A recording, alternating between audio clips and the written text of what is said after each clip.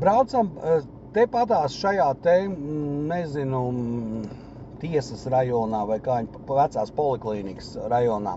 Ir Ruģēna iela un šeit krustojumā pa kreisi.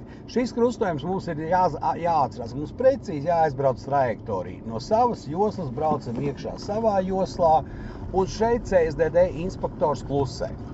Tātad šeit it kā nav nekas sarežģīts, vienkārši ir jāsako līdzi zīmēm un jāsaprot, kas tajās zīmēs rakstīts. Tātad, ko mēs labā pusē pamanām? Labā pusē mēs pamanām zīmi, zilo zīmi, krustojumā tikai pa labi.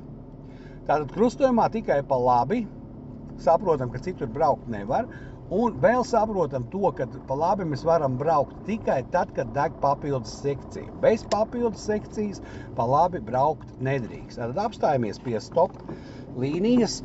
Stop līnija tiek dublēta arī ar stop plāksnīti. Reku tur augšā. Rekur ir stop plāksnīte. Tātad atceramies noteikumos rakstīts, ka stop plāksnīte un stop līnija ir viens un tas pats. Viņas var šī gadījumā arī dublēt.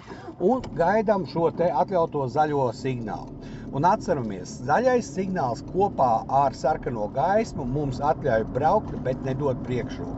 Braucam iekšā krustojumā un skatāmies šitā no labās puses, vai ko dara mašīnas. Ja, ko viņas